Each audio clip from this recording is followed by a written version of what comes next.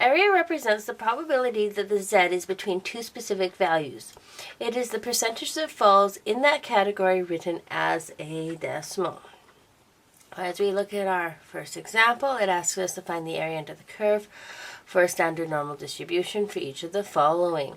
Draw a sketch of each first. We are going to, as we work with our standard normal distribution questions, draw a bell curve for all of our questions, whether it asks us for it or not, as it does help us organize our information and makes the question easier for us to do. So as we go to look at it, it says z is greater than or equal to 2.5. So if we go, here's our middle, so there's our mean. Well, these values are negative, these ones are positive. 2.5 is positive, it's going to be on this side. Somewhere possibly about there. Remember, this was a sketch. Now, as we go to look at it, we said z is greater than 2.5. Here the values are smaller than 2.5. Here the values will be bigger. So we are looking at this section right there. Because we know that this is a z value, we know that our mean is 0 and our standard deviation is 1. To calculate this, we are going to use what's called the normal CDF on our calculator. So area is equal to normal CDF. And then in the order, we are going to go lower boundary, upper boundary, and so lower is where the shading starts on the left, upper is where the shading ends on the right side of the shading. We then have our mean and our standard deviation. Okay, so area is equal to normal CDF. Our shading starts here at 2.5, so we'll put in 2.5.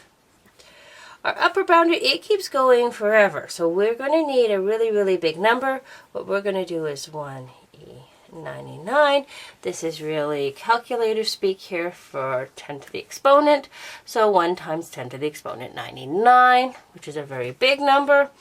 And then our mean is 0, and our standard deviation is 1.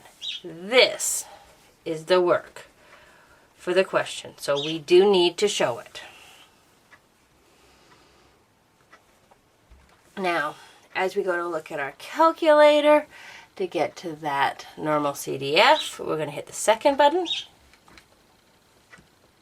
hit the second button, hit the vars, and you'll notice that normal CDF is our second option, so we'll go down to it, hit enter, and we are now back at our regular calculator screen. It says normal CDF bracket. At this stage, we're going to start putting in our numbers. Our lower boundary was 2.5, so 2.5. Notice there is a comma here, so we will put in the comma. We then needed the upper boundary, so 1. To get the E, we're going to hit the second button, and then the bracket. So we're going to go second, comma. To get the E, we're going to hit the second button, and then we're going to hit the comma. After that, we're going to hit 99. We then have another comma, so we're going to put in another comma, and then our mean, comma, standard deviation, and close the brackets.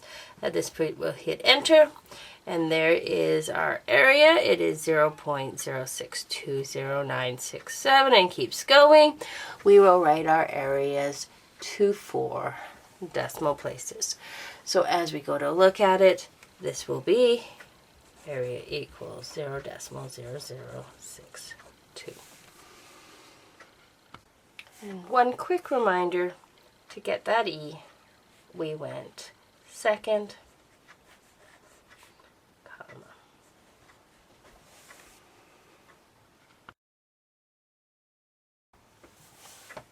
This example says x is less than or equal to 1.2. So here's our mean. 1.2 is positive, so it's going to be on the right side of our mean. So possibly somewhere in here, we have our 1.2. We want Z is less than 1.2. Here's where the numbers are bigger. Here are the numbers that are smaller. So we are looking at this area for this question. Now, because this is a Z, we know that the mean is 0 and the standard deviation is 1. So as we go to find our area, we are looking at normal CDF. Recall that it is the lower boundary, so when the shading starts on the left, and in this case it goes on and on forever, so we're going to use a very, very small number. So we're going to go negative 1 e to the 99, comma, and then we need our upper boundary, so where it stops, and it stops at 1.2. We then need our mean and our standard deviation.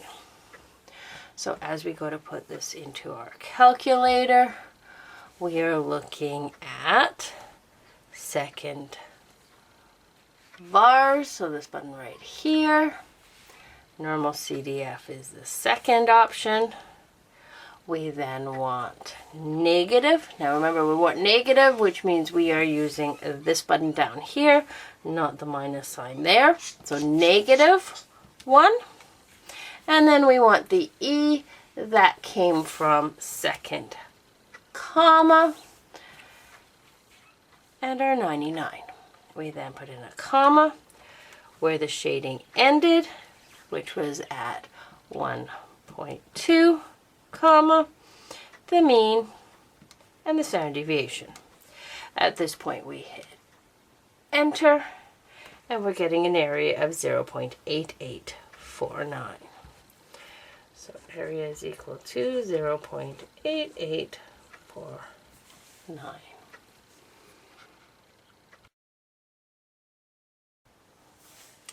This example is asking for a Z value between negative 0.5 and 2.1. So starting off, there's our mean in the middle. Negative 0.5 is going to be on the left-hand side, probably fairly close to our mean. So we'll put in our negative 0.5. 2.1 is positive, so it'll be on the right-hand side, possibly somewhere down near here. And we are looking at the area between them. So we're looking at the space between the two of them. Now, because this is a Z we're looking at, we know that our mean is 0 and our standard deviation is equal to 1.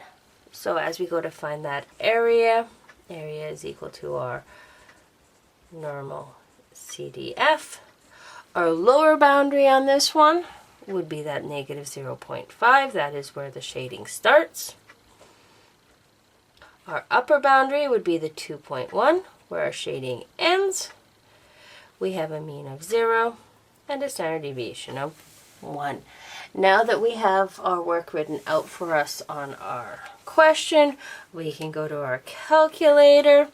So if we go to our calculator to get to our normal CDF, we're going to hit the second and then the vars, and it is option number 2. So down to normal CDF, hit enter. At this stage, we're going to put in our numbers just like we see them here, with the commas between them.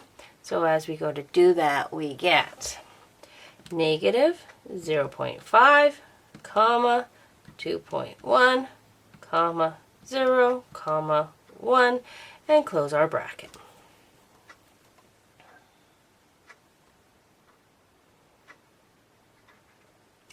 On this one, we get an area of 0.673598. So as we go to write our area out, we have area is equal to 0.673. And looking at it, after the 5 comes a 9. Because we are rounding to 4 decimal places, this 9 is going to cause that 5 to become a 6. And there's our area.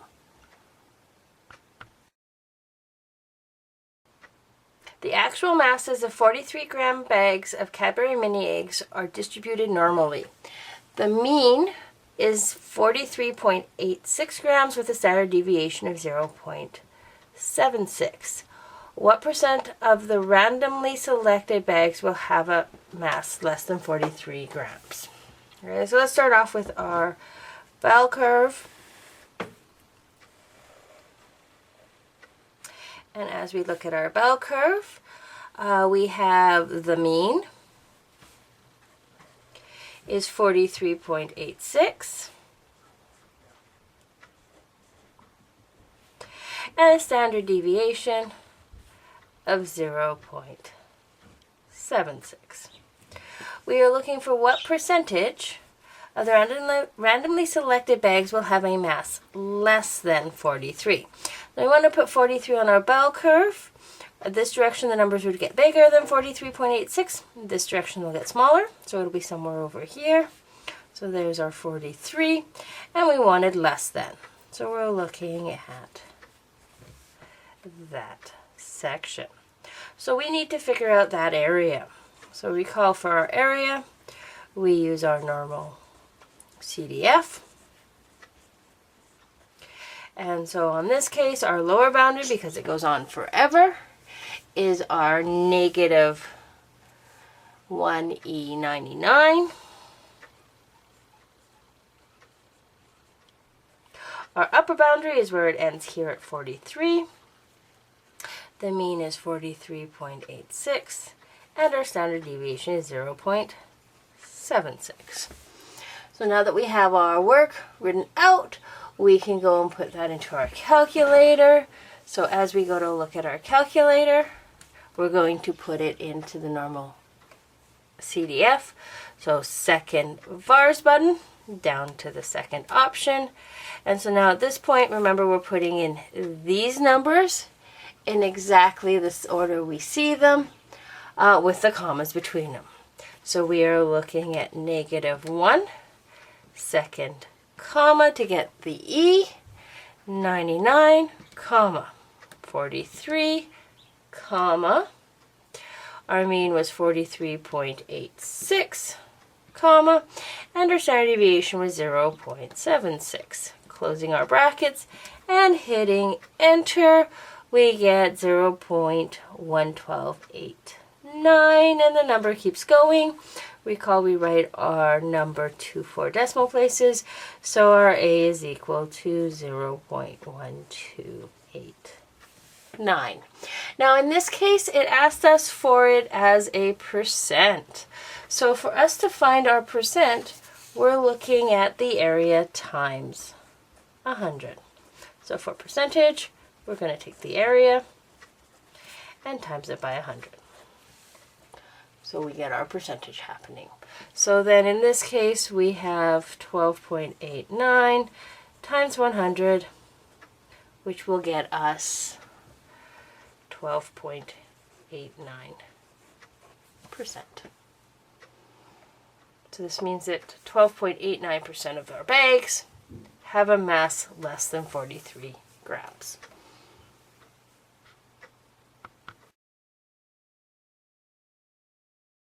A research company did a study on bathtub water temperature for 500 people's baths. The company found that the temperatures were normally distributed with a mean of 39.1 degrees Celsius and a standard deviation of 0.41 degrees Celsius. Determine the number of people expected to bathe in water 38.3 degrees or cooler. Right, so let's start off looking for the mean. And we have a mean of 39.1. So we can label our bell curve with the 39.1. We also know we have a standard deviation of 0.41. Determine the number of people expected to bathe in water 38.3 degrees or cooler.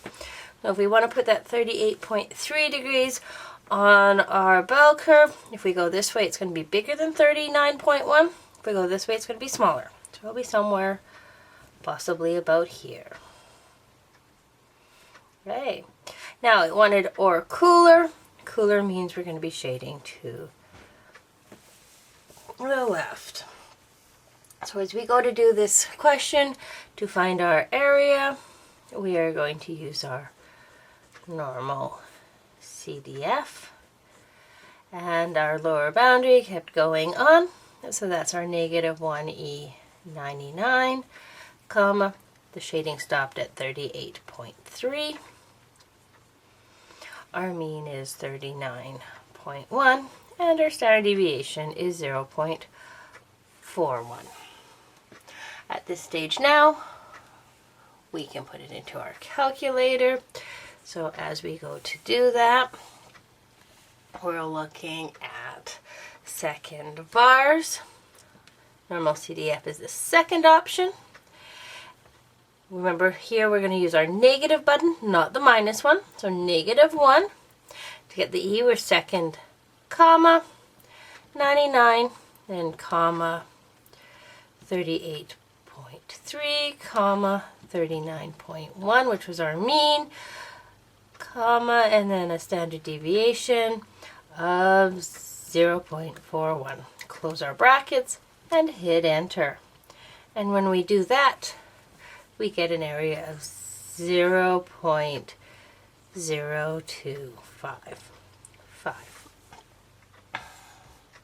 Now, going back and looking at the question says determine the number of people.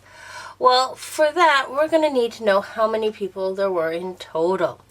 So if we take a look at the question, it says that the research company did a study on a bathtub water temperature for 500 people's baths. That means our total number of people was 500. So for our number of people, what we're going to do is we're going to take the total and times it by the area. So we're looking at 500 times 0.0255. And when we do that, we get 12.75. Now recall, these are people. And we can't have 0.75 of a person. We can only have full people. So although the question doesn't say that we need to round, we do, because of the fact that we can't have a partial person. And so we're looking at 13 people as our final answer.